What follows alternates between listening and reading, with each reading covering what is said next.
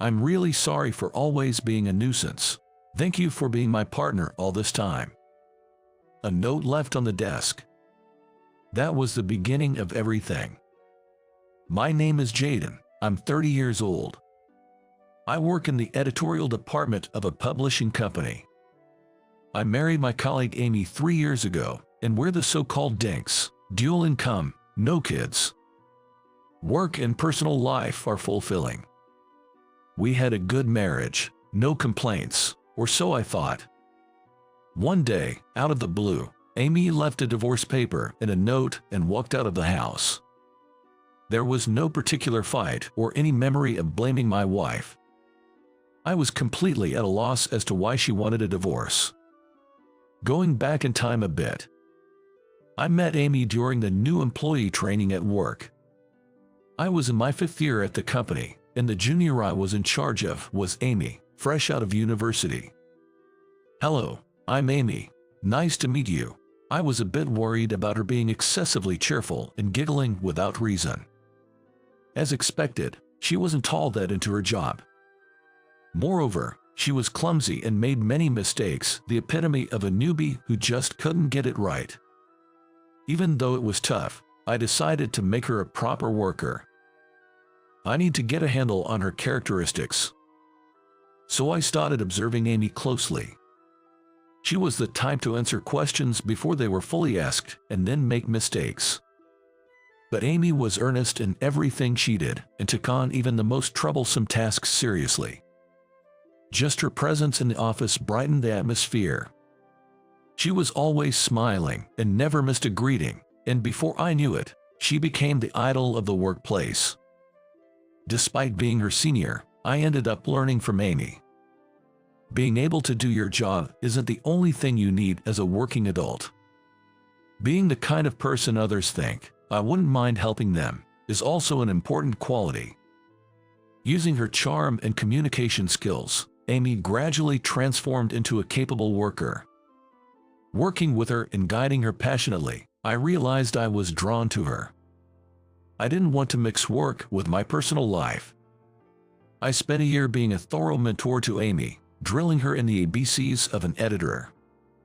Then, the day I was no longer her mentor, I asked her out for a meal, under the guise of a celebration for the end of her new employee training. "Is it okay, Jaden? This place is famous. It's even been featured in magazines, right?" Amy looked around worriedly. For a celebration, the place was obviously too extravagant.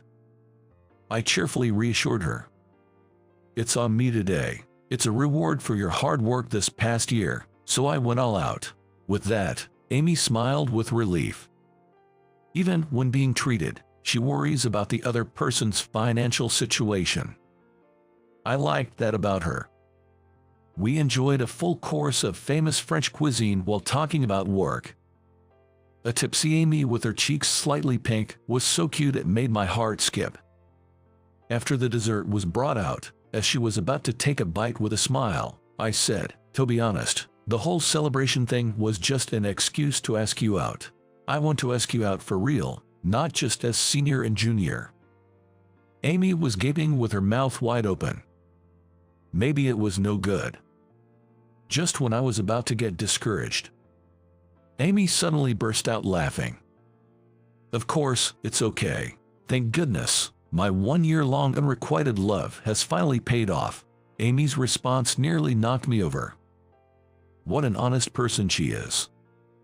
I found myself laughing along, feeling somehow relieved. For some reason, her boundless cheerfulness was my salvation. I was glad she was my partner. Even after we started dating, I kept thinking that. The serious and nervous me, and the bright and impatient Amy. If you add me together and divide by 2, we're perfect. So, please marry me. That's how I proposed to her. Amy, crying tears of joy, happily accepted, and we made it to marriage without a hitch. Even after marriage, Amy was like a runaway train.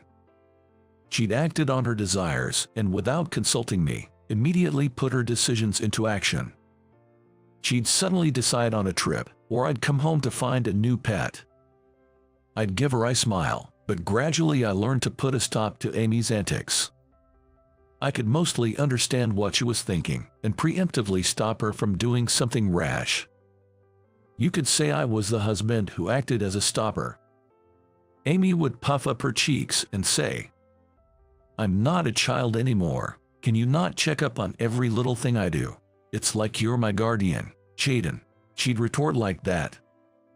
Every time we had an exchange like a comedic duo, I savored the happiness of being with Amy. And yet, what on earth is this divorce paper and note on the table? This time, I just couldn't understand Amy's feelings. Moreover, she had sent in her resignation to our workplace. I felt a rush of anger. I immediately grabbed my cell phone. I kept calling, but she didn't answer. I hurriedly contacted Amy's parents' house, but it seems she hasn't returned there. Amy's mom, sounding apologetic, handled my call. "I'm really sorry, but since we haven't heard from her either, we don't know what to do." That was true. Once Amy had made up her mind, blaming someone wouldn't change the outcome. In the end, without being able to have a conversation with Amy, I reluctantly submitted the divorce papers 3 months later. It was a bitter decision, persuaded by both my parents and Amy's. 5 years after the divorce from Amy, I became a divorced office worker and threw myself into my editorial work more than ever. Well, it was the only way to distract myself from the loneliness. I was tasked with creating a tourist guide for each state, which took me on a business trip to Napa Valley in California, where Amy's folks live. It was a busy day. I was running around all day with interviews and meetings, and before I knew it, it was evening. After bidding farewell to the interview crew, I began to walk through the bustling night streets. Now that I think about it, I hadn't visited Napa Valley since the divorce from Amy. For some reason, I was hit with a wave of nostalgia and found myself enjoying a leisurely stroll, taking in the ambience around the main station area. That's when it happened. I saw a mom pulling along a little kid. I was gazing absent-mindedly when a shock hit me, and I blurted out without thinking, "Amy, isn't that Amy?" I found myself sneaking peeks at her from a distance, blending into the crowd. Sure enough, it was Amy. And thanks to the kid throwing a fuss, Amy didn't seem to notice me at all. She passed by me while talking to the kid. Watching her, I felt my pride being shredded to pieces.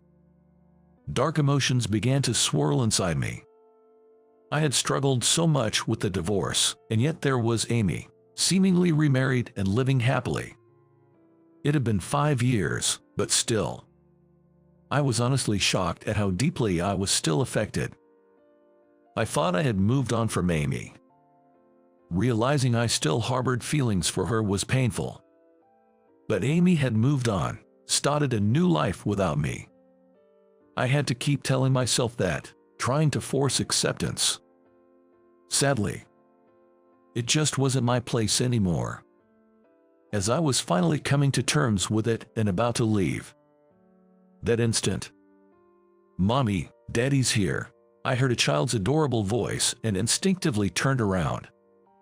There stood Amy with a surprised expression. We both just stood there, unable to move. I couldn't shake off the word "daddy" from my head. Amy remained silent, looking uncomfortable. I found myself blurting out, "Hey, long time no see, you look well. If you've got a minute, I suggested we go to a diner nearby to talk." Amy nodded. Then I spoke to the child. His name is apparently Joshua. A lively little boy, by the looks of it. We went into a nearby diner and initially exchanged updates about our lives, making small talk though it was awkward. After a while, I confronted Amy with the question that had always bugged me. Why did we even end up divorcing? I can't think of any reason. Amy looked uncomfortable but seemed to make up her mind. Taking a deep breath, she began. "There's something I never got to tell you." My heart was pounding as I waited for her to continue. What could have driven Amy to leave so suddenly? What had I done? I found out your true feelings. I overheard you telling someone how my presence was a bother, how we married too soon. Even as she was entertaining a playful Joshua, Amy was seriously addressing me. Her voice was becoming tearful.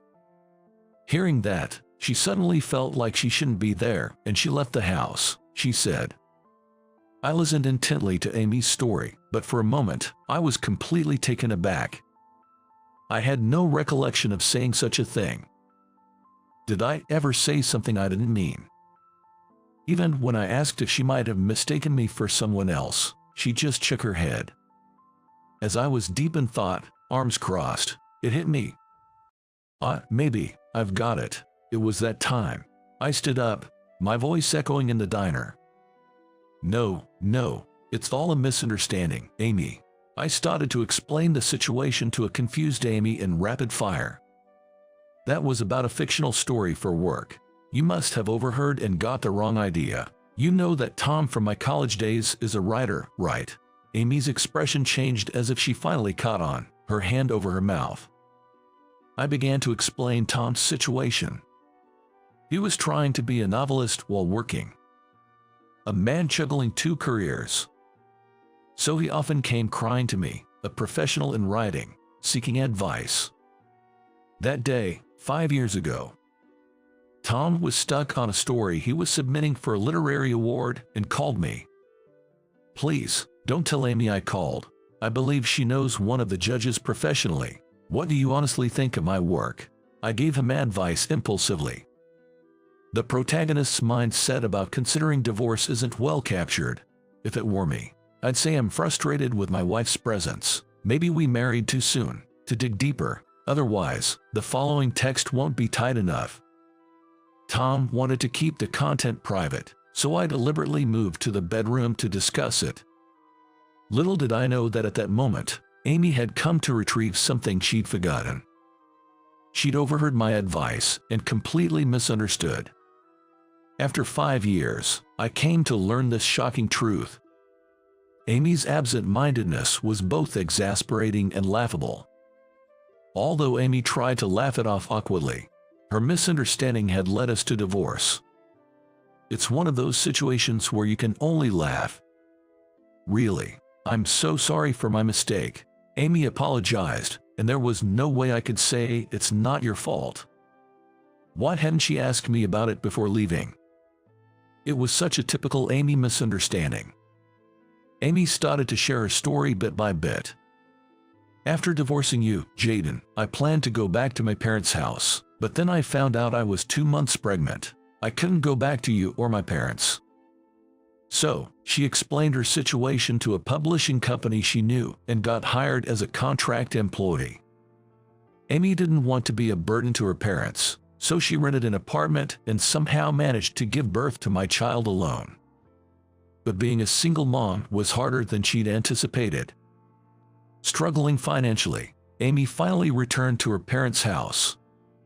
She had cut off contact with them and got an earful when she showed up. I was listening, nearly collapsing from my chair, when I looked at Joshua eating his parfait. This boy is my son. I couldn't help but ask the question that was bugging me the most. Earlier, Joshua called me daddy, right? How does he know? Having never met me, Amy gave an awkward smile, maybe feeling uneasy. For Father's Day at daycare, they draw pictures. When he asked who's my dad, I showed him your photo. That's why he hugged you right away today. Learning so many shocking facts, my mind was in gridlock.